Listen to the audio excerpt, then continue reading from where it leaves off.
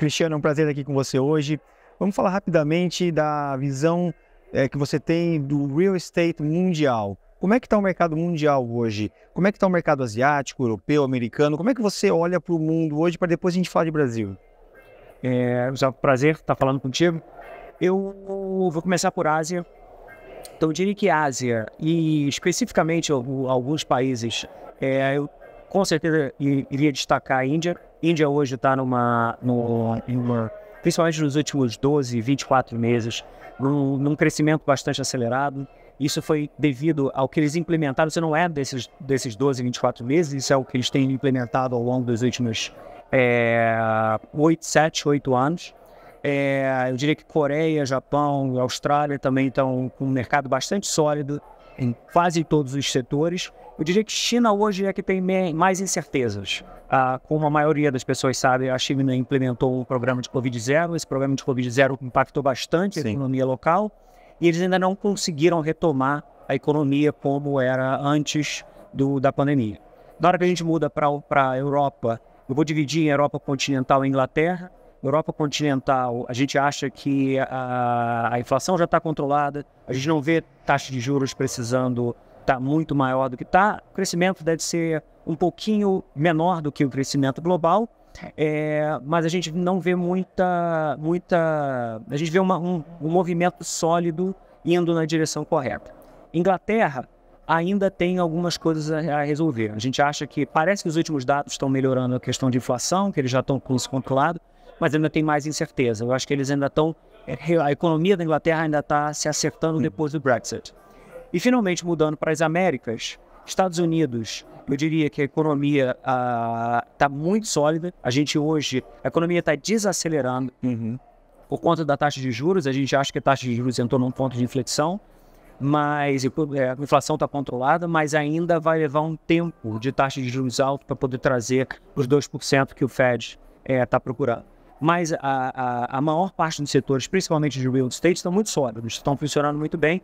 O que eu diria que no Brasil não é muito diferente. O Brasil foi o primeiro país, na realidade, mundial a lidar de uma forma bastante intensa com inflação, com taxas de juros indo para 13%. Tem uma vasta experiência. Tem uma vasta experiência. E foi o primeiro país a lidar com isso e está sendo o primeiro país, efetivamente, a trazer essa taxa de juros de uma forma bastante significativa. Então, a gente espera que isso continue. Hoje a Brookfield é o player internacional que tem o maior volume de capital aportado no mercado imobiliário brasileiro. Isso é uma tendência que veio para ficar? Vocês se entendem como um player por estarem há tantos anos, há mais de um século no Brasil? As pessoas às vezes não sabem, vocês estão há mais de um século aqui no Brasil. Mais de um século no Brasil. Você entende que isso é uma tendência que veio para ficar? É um momento, você entende que isso pode haver volatilidades? Como é que você entende a participação da Brookfield no mercado imobiliário brasileiro? Bom, como você mencionou, a Brookfield tem mais de 100 anos no Brasil. Ela veio para ficar e está para ficar, e o plano é de ficar por muitos anos, se Deus quiser, por muitas décadas.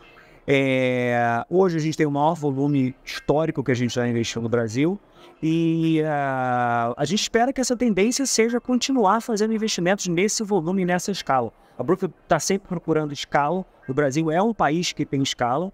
Então, é torcer para que todos os fundamentos da economia continuem sólidos para a gente continuar esse volume de investimento. Legal. E falando de Brasil especificamente, a Brookfield atua em uma série de diferentes asset classes. Mas se você tivesse que escolher um para você comentar para a gente como a menina dos olhos, ou aquele que você olha com mais carinho no momento, qual seria? A gente está investido no Brasil, especificamente em real estate, em logística, em escritórios, a gente começou o nosso projeto de Wood Family. E dentro desse eu vou destacar a parte de multifamily. É um tema que a gente vê globalmente, que normalmente a gente chama de tailwind, tem uma dinâmica muito positiva por conta de demografia, por conta de mudança de hábitos, das pessoas não terem mais tanto aquela vontade de comprar, mas ter uma vontade de alugar e de ter os serviços. É um mercado no Brasil nascente, mas a Brookfield do mundo tem 65 mil unidades para alocação, de prédios para alocação. A gente hoje está com um pouquinho mais de 1.000 unidades no Brasil, com um programa de expansão para 6 mil. E a gente vê esse setor com muito bons olhos. Eu acho que esse é um novo setor de atuação e que a gente espera que continue crescendo. Seja um setor nascente que tem um espaço bastante grande para evoluir.